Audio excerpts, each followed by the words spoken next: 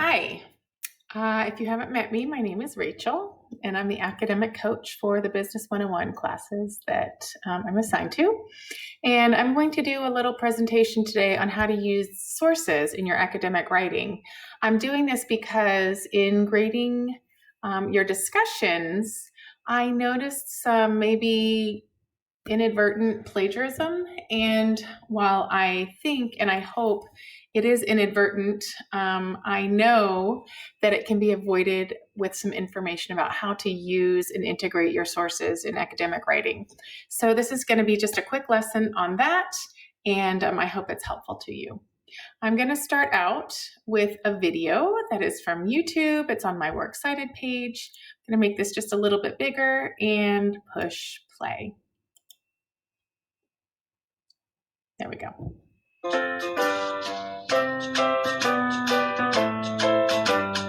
When you do research for a paper or project, you need to cite or document your sources. Your sources are the materials in which you found the information that you used. It does not matter what type of source it is. It can be in print or online. It can be an image or a conversation. It can be copyrighted or not. Some examples of sources are magazines, newspapers, books, interviews, music, websites, videos, charts or graphs. I could go on and on, but you get the idea. All of these sources were created by someone. Each work belongs to the person who created it. The work is that person's intellectual property. When you find a useful bit of information, you may be thinking, wait, I found this on the internet. It was free. Why do I need to cite it? Remember, it does not matter where you got the information. It does not matter if you paid for it or not. It does matter that you're using someone else's intellectual property. That's why you always have to document your sources. When you document your sources, you give credit to the person whose ideas you used. You need to give credit when you use an author's exact words and when you summarize or rewrite their ideas. Not giving credit makes it seem like the ideas are your own. If someone used your work, you'd want to get credit for it too. Using information from other people without crediting them is called plagiarism. Another reason to cite is to allow your reader to find your sources for their own use. For example, they may want to read one of your sources to learn even more about the topic. Finally, citing sources lends authority to your work and lets your teachers know that you did your research. Showing that you got your ideas from experts makes your argument or case stronger. So now that you know you need to cite your sources, let's find out how to do it. Okay, that's the part of the video I want to show you. Basically covering the reasons why we cite. Why is it important to cite sources when you're doing academic writing? So there are three major reasons. The first one is to give credit for using someone else's intellectual property. And this is an odd concept that's really super, super American, actually, that everything we write is somehow our property. The ideas from our heads, when we put them on paper or publish them somehow, become our property. They're the property of our minds, our intellectual property. And you need to give credit to people for using their intellectual property. Number two, we're not experts, right? We are just learning about business. We're not experts at business yet, at least not most of us, and we're just studying. So what we do is we use the information of actual experts, and we strengthen our own position by using what we can learn from experts when we read and research their information. So it strengthens our position and our arguments by using the work of experts. And then finally, it helps us to share information. If someone's reading something that I wrote and they find it very interesting, they can easily go into my Works Cited page and find the full article if they'd like to read up about it. So it helps people share information also. Okay, so there are three ways to use the sources when you're writing, and they mention them in the video. You can either directly quote, right? You can pull information directly from a source, or you can summarize or rewrite the information. So I'm going to talk about those three because they're very different techniques for using sources. So the first one, and the most common, is summary. And when you summarize something, you take, a chunk of text and you boil it down basically to the very main ideas, and you write those main ideas in your own words. You don't copy the words, you don't copy the phrases, you leave out the details. It's just the main point of a segment of reading, a segment of text that you want to get across to the writer, to the reader of your work. The next sort of step up from there is a paraphrase, and that's where you would take a shorter selection of text, maybe just a couple of sentences, because it's something that may be really important, and you want to restate that in your own words. And in order to do that, you have to sort of change the order of the phrases. Keep all of the same information. You want to keep it in the same order that it came, but you want to change the word order so that it looks different and feels different. It's not copied. This stays the same length as the original, which is why we keep it short to only a couple of sentences. And it does include the details there. And then finally, a quotation is when you use the exact word for word things, whatever an author said, directly from the text, word from word. We use this very sparingly. We only use quotes when we have to, and I'll talk a little bit more about that. Okay, I'm going to go over summary, the information about a summary. Okay, so like I said, this is a restatement of the main points. You just take the ideas, leave out the details, and that makes it a lot shorter than the original. You have to cite this, even though it's just general information. You have to cite it in the text of your writing and on the works cited page. We use summary to give background information or high-level overview information. Maybe we're pulling together the information from a few sources, and maybe we just want to give just the main ideas and the details aren't important. If you see here, these are the links where I got this information, and I did summarize and paraphrase this information, and this actual citation is on my works cited page. Okay, for paraphrasing, okay, now this is where it's going to end up being the exact same. Even sometimes it gets a little bit longer, but it's only for like a couple of sentences of some very special writing. Maybe it's so uniquely and beautifully perfectly said, or maybe it's technical language that's something you can't really figure out how to change around without messing up the meaning. So you want to take it and just change, maybe use synonyms, or maybe change the order of the words, not the order of the ideas, but the order of the words, because that phrasing and the wording has to change pretty significantly for it to be considered a paraphrase. This also has to get cited in your text and on your works cited page. So some ideas are like when you want to clarify a short passage, when you want to avoid overusing quotations. Remember, we said quotations very sparingly, or you want to do the main points of a passage. And then there's quotation. This is probably the most overused technique in lower level classes in academic writing. Quotations is where you use quotation marks and you pull text word for word exactly as it appears in the original source.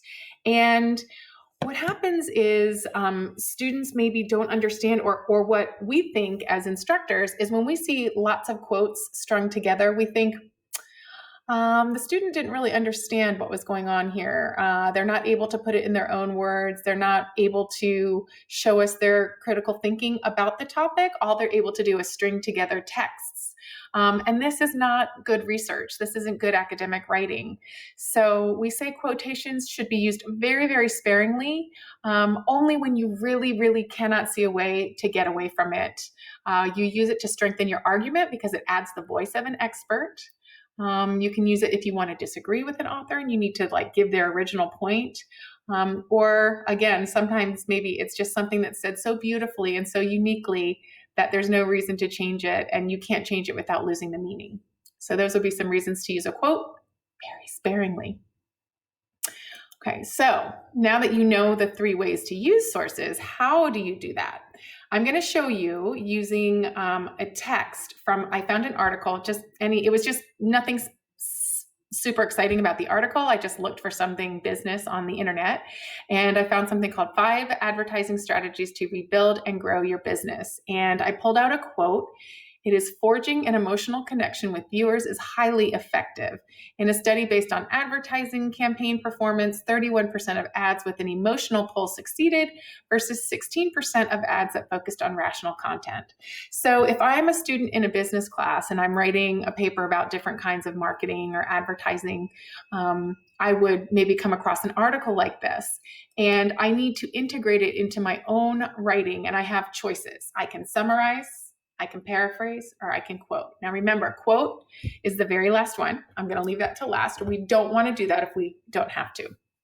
Kind of depends on how important the information is, right? If you're just giving a general idea to back up something else that you were saying in your writing, maybe you just want to summarize. So we go from this long thing from like forging an emotional connection with viewers to this very succinct research shows that emotional pulls are more effective than rational content pulls. You can see how much shorter it is, how many details I left out, but how to the point it is, and it gives the main information, right? And then this little bit that you see right here, this is called an InText citation, and it just includes a last name and the year, and I'll show you what we do with that later. But that just goes right after the sentence. You put the last name of the author if you have it, and then you put the year in parentheses. Paraphrase. Okay, now I'm working with this information right here. 31% of ads with an emotional pull succeeded versus 16% of ads that focused on rational content. And if I paraphrase that, remember, I'm keeping the main ideas, I'm keeping the details, I'm keeping the information in the same order that it came in the article. All I'm changing are the words and phrasing into my own words. So that I'm not using a direct quotation, right? The reason we paraphrase is to stay away from direct quotations. So here's my paraphrase. I start out by saying one researcher found, and this is sort of a way to insert it into my writing and let them know that this is somebody else's idea, right? I don't say anybody specific. I didn't say who. I just said a researcher. Right? And this way I sort of differentiate it from my own thinking, okay? So one researcher found that using an emotional pull succeeded 31% of the time, and that goes to this detail right here. 31% of ads with an emotional pull succeeded. And then I go compared to 16% of the time that rational content pull succeeded, and that goes along 16% of ads that focused on rational content. So you can see that I have the statistics, the details, the same order of information. All I did was change my phrasing and the words, right? Okay, and then I also used at the end an in-text citation of the last name and year. And then finally, the last one is the quote. Sometimes it's so important. Maybe you need that statistic in there. Maybe this isn't so special, but maybe it's just a really special way that this author, this expert said something, and you just want to include the text, the quote. Just make sure you have a really good reason for doing it, and do it so super seldom, okay? Just not very often. So here's how I did it. I went according to business researcher Reach. So again, I'm sort of giving this little on-ramp to my quote.